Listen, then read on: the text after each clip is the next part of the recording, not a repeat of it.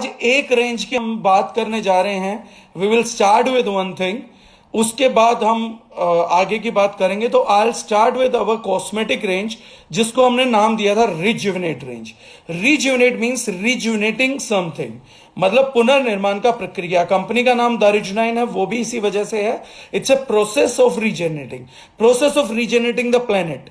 आज लॉकडाउन में हम देखते हैं यमुना जी साफ हो गई हैं, गंगा जी साफ हो गई हैं, तो हुआ क्या है कि वो रीजेनरेशन हुआ, रिजुविनेशन ऑफ रिवर्स हो गया। आज एयर क्लीन हो गई, रिजुविनेशन ऑफ एयर हुआ है। उसके लिए कुछ लॉकडाउन करने पड़े। आज ऐसा ही कुछ लॉकडाउन हमें इंडिविजुअल तौर पे भी करने की जरूरत है, तो हम इन चीजों को लंबे टाइम के लिए भी मेंटेन कर पाएंगे। हर इंडस्ट्री पोल्यूशन को कंट्रीब्यूट नहीं करती है, यह भी समझने की बात है। तो हम लोग जो बात करेंगे आज इन्हीं कुछ मुद्दों पे, इन्हीं कुछ इंफॉर्मेशन पे करने वाले हैं, जो कि कुछ लोगों के लिए आई ओपनर रहेगा, कुछ लोगों के लिए चीजें हैं जो पुरानी सीखी हुई हैं। रिजुनेट रेंज में हम किसको रिजुनेट करना चाहते हैं? Is it in individual? Of course एक व्यक्ति अगर पैसा देके चीज को बाय कर रहा है, प्रोडक्ट को बाय कर रहा है, तो उसको रिजुनेट करना तो हमारा पहला रिलीजन है। If someone is buying a shampoo from us और a face wash from us और an under eye cream from us, तो हमारा पहला फर्ज तो उस व्यक्ति के लिए है कि इसने इसके बदले में हमारे को मॉनेटरी टर्म्स दिए हैं, पैसा दिया है, तो सबसे पहले तो हम इसको रिजुनेट करें, जिस एक्शन को ये चाह रहा उसको करें। लेकिन उसी टाइम हम उस व्यक्ति को, जो वो हमारे को बाय करता है, तो एक और चॉइस भी हम उसको देते हैं। साथ में वो एक और बेनिफिट करता है कि वो अपने प्लेनेट के लिए भी बहुत अच्छा प्रोडक्ट खरीद रहा है। उस टाइम पे सिर्फ अपना अंडर आई क्रीम के लिए वो हमारे को चूज करके खाली अपना फायदा नहीं कर रहा है, इस प्लेनेट का भी बेनिफिट कर रहा है, इस प्लेनेट की भी एक इनडायरेक्टली सेवा कर रहा है, इस यूनिवर्स की सेवा कर रहा है, उसमें भी बहुत हेल्प कर रहा है। रीजन बीइंग, कैसे कर रहा है, कैसे हो पा रहा है? इस बात की शुरुआत हुई थी जब यूएस के अंदर एक चीज देखा गया कि यूएस के न्यूबॉर्न जो बच्चे थे, जो अभी अभी आए हैं, उन बच्चों में पैदा होते ही थायराइड, डायबिटीज, ऐसी डिजीज उन बच्चों को लग रही थी। बहुत से लोगों को यकीन भी नहीं होगा कि बच्चा पैदा हुआ तो डायबिटीज के साथ पैदा हुआ है, या बच्चा पैदा हुआ है तो थायराइड के साथ पैदा हुआ है। उनके छोटे छोटे पैर होते हैं और उनके पैरों के तलवे के through doctors use to inject insulin और थायराइड हार्मोन, वो लोगों को लगाया जाने लगा। बात समझ यहां आती है कि थायराइड को, डायबिटीज को हम सभी पढ़े लिखे लोग लाइफस्टाइल डिजीज के तौर पे जानते हैं। लाइफस्टाइल मतलब कि हमने अपने लाइफस्टाइल में कुछ गलती करी, गलत सोए, गलत उठे, कुछ गलत खाया पिया, फास्ट फूड्स खाए, जंक फूड्स खाए, सिंथेटिक चीजों को यूज किया। तो इन सब चीजों को लेकर हम लोग बड़े कॉन्शियस थे। तो लेकिन कमाल की बात यह है कि एक लाइफ जिसने अभी बर्थ ही अभी लिया है, जिसने जिंदगी जी नहीं है, जो सोया नहीं है, उठा नहीं है, ये कैसे संभावनाएं हैं कि वो पैदा होते ही बीमार हो रहे हैं? हाउ इज इट पॉसिबल कि एक बच्चा गर्भ से निकलता है, एक जिंदगी गर्भ से निकलती है और वो आते ही बीमार हो जाती है? This is not good, this is some serious issue.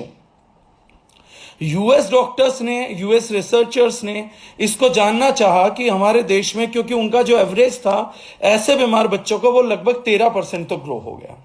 जब 13% तक ग्रो हो गया तो यूएस की पहली बार आंख खुली कि इतनी बड़ी आबादी हम लोगों की, अगर डिफॉर्म्ड बच्चे आए या अनहेल्दी आए तो हम लोगों को तो देश ही नहीं बचेगा, दूसरे लोग हमारे ऊपर आक्रमण करके कब्जा कर लेंगे, हमारी जनरेशन हेल्दी होगी नहीं, ना मेंटली हेल्दी होगी, ना फिजिकली हेल्दी होगी, तो हम संभालेंगे कैसे? उनके रिसर्चर्स ने इसका रीजन ढूंढना चालू किया, तो उन लोगों को पता कि जो मदर का कोर्ड है, जो बेबी को गर्भ में फीड करता है, जो उसकी माता है, जो उसकी जन्मदाता है, जिसको कि पहला गुरु और ईश्वर बोला गया है, कोक को मंदिर बोला जाता हमारे यहाँ की, इट्स अ टेम्पल।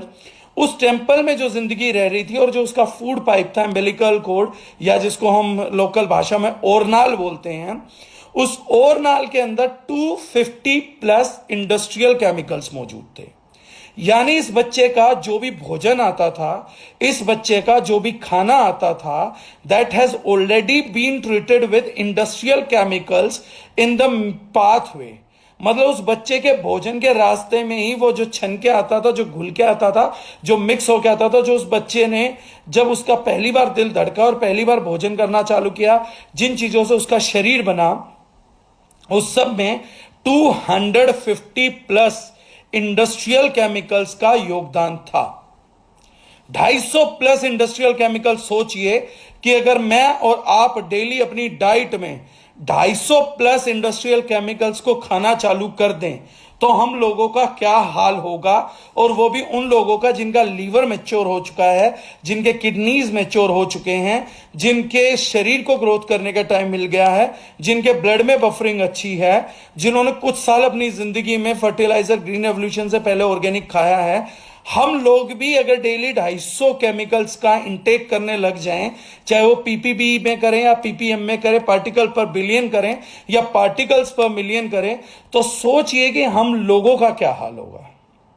और सोचिए कि एक बच्चा जिसका अभी कोई ऑर्गन ही मैच्योर्ड नहीं है, जिसके अभी गट ने किक भी नहीं किया है, डाइजेशन को स्टार्ट भी नहीं किया है, डिटॉक्सिफिकेशन को स्टार्ट ही नहीं किया, ये लाइफ अभी बिल्डिंग में है, इसको इसी की परम जीवनदायी माता से, इसकी परम जीवनदायी मां से, एक ऐसे शख्स से जिसपे ये अंधा बिलीव कर सकता था, उसी के गर्भ से जो इसको फूड मिला, वो फूड में इसकी माता ने इसको इंडस्ट्रियल केमिकल्स परोस दिए। इसको खाने के लिए घर में ही 260 से 290 किस्म का इंडस्ट्रियल केमिकल दिया गया। और यह उस देश का हाल था जिस देश में यह बताया जाता है कि कानून बहुत कड़ा है, यानी कि अगर आपकी जीभ भी जल जाए तो उस जीभ के जलने का भी आपको मिलियंस में हर्जाना मिलता है, अगर आपको देने वाला व्यक्ति यह बताना भूल गया हो कि यह गर्म था। इसीलिए जब हम यूएसडी ऑर्गेनिक लिखते हैं तो मतलब यूनाइटेड स्टेट्स और डिपार्टमेंट ऑफ एग्रीकल्चर ने हमारे को अप्रूव किया है कि हम यूएस जाके उनको भी ये प्रोडक्ट दे सकते हैं जो हमारे स्पाइसेस हैं, यूएसडी ऑर्गेनिक स्पाइसेस हैं। और मैंने ये जिक्र यहां इसलिए भी किया यूएसडी ऑर्गेनिक का, क्योंकि हम अपने कॉस्मेटिक्स में भी कुछ इंग्रेडिएंट्स डाल रहे हैं which are USDA certified, USD organic certified. तो हम लोगों का जो इश्यू था वो ये था कि ये 250 प्लस केमिकल्स, वो भी यूएस वीमेंस के अंदर जहां पे कि इंडस्ट्रीज हैं ही नहीं, वो अपना ज्यादातर बाहर से बाय करते हैं, उन लोगों की बॉडी तक ये टॉक्सिन्स गए कैसे। ऐसी बहुत सी महिलाएं हैं जिन्होंने इंडस्ट्रीज देखी नहीं है, उनके शरीर में, उनकी कोड के अंदर इस चीजों का टारगेट कैसे, इनका पहुंचना हुआ कैसे, ये केमिकल्स वहां तक गए कैसे। जब यूएस के साइंटिस्ट ने पता किया तो उन्हें देखा कि सबसे पहले हमें यह देखना है कि ये लोग टच में कहां थे इन केमिकल्स के, जो भी केमिकल्स निकले हैं इन केमिकल्स के टच में ये लोग आए कहां से। जब उन लोगों ने चेक करना स्टार्ट किया तो उन लोगों को पता लगा कि इनमें से ज्यादातर 95 to 99% केमिकल्स कॉस्मेटिक्स के थ्रू इन ह्यूमन बॉडीज तक पहुंचे। बड़ा अजीब लगता है यह सुनना कि कॉस्मेटिक्स के थ्रू इस बॉडी को पॉइजन किया जा सकता है। इज इट पॉसिबल कि जो चीज मैंने कभी खाई ही नहीं, सिर्फ शरीर पे लगाई ही लगाई है, मैंने ऊपर स्किन पे लगाया है, लगाने से मेरी बॉडी में पॉइजन कैसे पहुंच गया और वो मेरी बॉडी में एक्यूमुलेट कैसे हो गए, और वो भी अम्बिलिकल कॉर्ड में और नाल में कैसे एक्यूमुलेट हो गए। बड़ा अजीब लगता है, कोई आम आदमी के लेवल पे रिसर्च ना हुई हो तो ये चीज सुनने में बड़ी अजीब लगती है, पैथेटिक लगती है, मतलब मानना भी नहीं चाहता दिल। लेकिन रिसर्चर्स ने यह साबित किया कि जस्ट विद इन 26 सेकेंड्स के अंदर एग्जैक्टली ज्यादातर केमिकल्स हमारी ब्लड स्ट्रीम तक पेनिट्रेट कर जाते हैं। They just take 26 seconds. और कुछ केमिकल्स तो माइक्रोनोनल लेवल पे इतने खतरनाक हैं कि they just take 3 seconds to penetrate our blood stream. केवल 3 सेकेंड के अंदर हमारी ब्लड स्ट्रीम तक वो चीजें पहुंच जाती हैं। अब बड़ा अजीब लग रहा है, मन भी नहीं मानता कि इस इंफॉर्मेशन को सच मान ले, दिल बोल भी नहीं रहा है कि यार मैंने जो केमिकल यूज करे, फ्रेग्रेंस यूज करी हैं, चलो मुझे उनमें केमिकल की अकल नहीं है, लेकिन यार स्किन से लगाने से, बालों में लगाने से मेरी बॉडी में केमिकल नहीं पहुंच सकता। ठीक है बॉस, कल हमने दामोलिक में बात किया था कि जब हम हल्दी लगाते हैं या लेप लगाते हैं तो हमें रिलैक्स मिल जाता है, तो अगर वो अंदर ही नहीं जाता तो हमें रिलैक्स कैसे मिल जाता है।